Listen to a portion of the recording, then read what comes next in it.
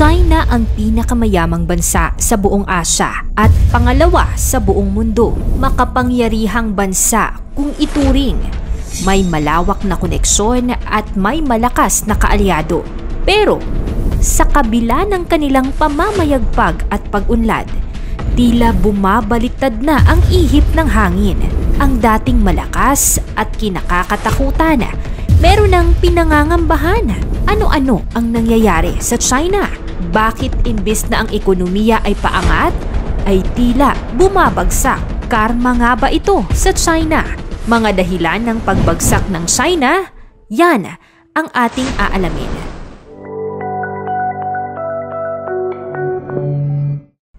Deflation. Bagamat mas pamilyar tayo sa negatibong mga epekto ng inflation, ang pagkakaroon ng deflation, ang kabaliktaran ng inflation, ay hindi rin maganda. Deflation ang malaking dagok na kinakaharap ng China ngayon. Paano nga ba nangyayari ang deflation?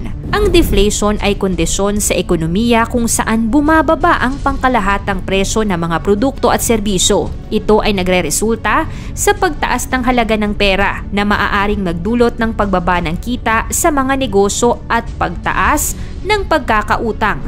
Bagamat magandang pakinggan ang pagbaba ng mga presyo, hindi rin ito nagiging maganda sa huli. Dahil sa pagbaba ng mga bilihin, bumababa din ang kumpiyansa ng mga negosyante o investor sa bansa dahil sa mababang kita na nakukuha mula dito. Habang bumababa rin ang presyo ng mga bilihin, mas tumataas ang value ng pera ng isang bansa. At kapag tumataas ang value ng pera, mas tumataas din ang value ng utang ng gobyerno. Ito ang pangunahing suliranin na ikinakabahala ng China. Real estate crisis. Noong 2009 pahuling nangyari ang pinakamababang consumer price index sa bansa. Ang CPI o Consumer Price Index ay tumutukoy sa pagbabago sa presyo ng mga karaniwang bilihin ng mga mamimili sa isang bansa.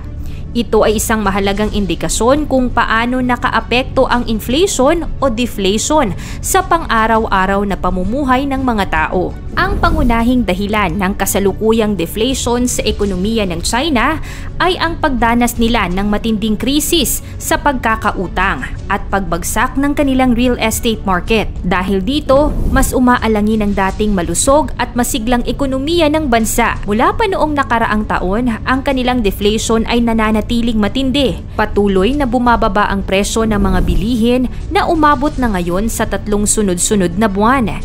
Dahil sa kasalukuyang hatol ng korte para sa liquidation ng Evergrande Group, ang pinakamalaking property developer sa mundo, ito ay nagdudulot ng pagkabahala sa mga investors sa China. Ang krisis sa sektor ng real estate ng China ay nagdudulot ng pagbagal sa ekonomiya nito. Malaki ang epekto ng pagkakalugi ng real estate developer na ito sa China. Napakalaki ang ambag ng sektor na ito sa GDP ng China dahil mahigit 30% ng ekonomiya ng China ay umaasa sa real estate sector.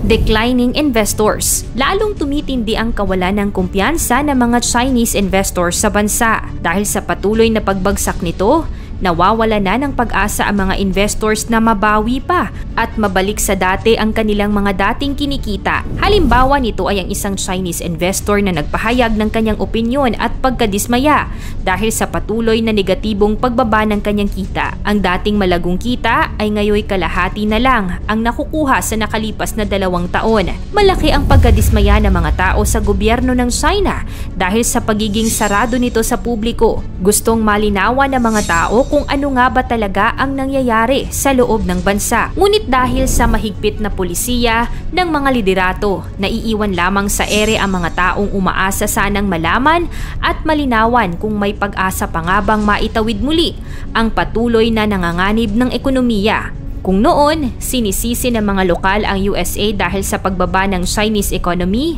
ngayon, marami sa mga local investors ay mas pinipili na lamang na magkaroon ng foreign investments tulad ng bansang US. China's economic history. Sa kasalukuyan, ang China ay nananatiling ikalawa sa pinakamalaking ekonomiya sa mundo.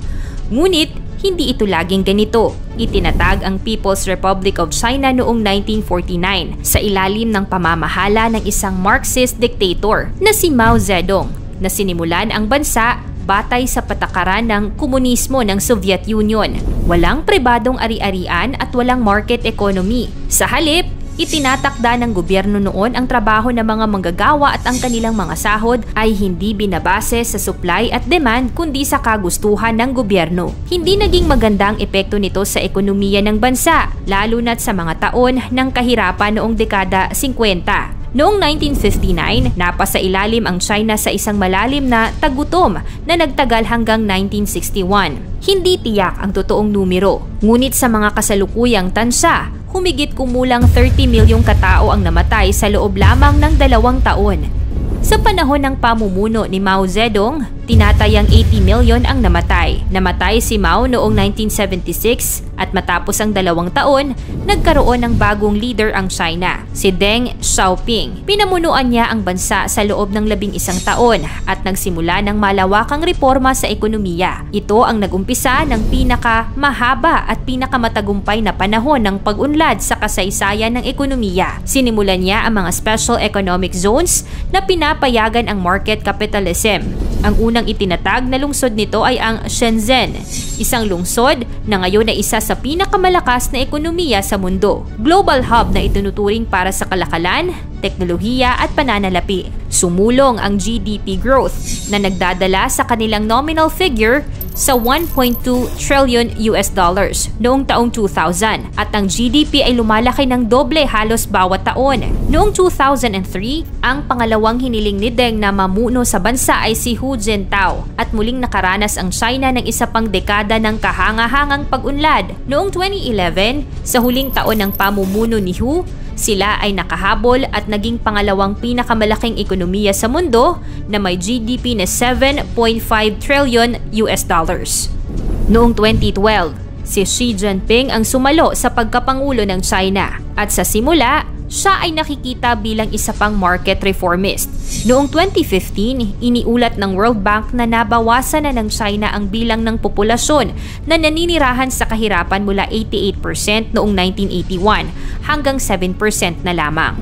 Halos 1 bilyong tao ang nailabas mula sa matinding kahirapan sa loob lamang ng 35 years. Matinding pag-usbong ang nangyari sa China sa loob lamang ng maikling panahon. Kahanga-hanga. Ngunit dahil sa nangyayaring pangamba ngayon sa China, ano na kaya ang susunod na mangyayari? Patuloy pa rin kayang uusbong ang kanilang bansa o mauulit muli ang nakaraan?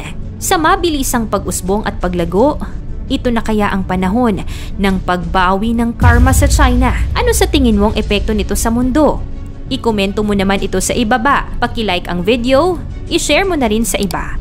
Salamat at God bless!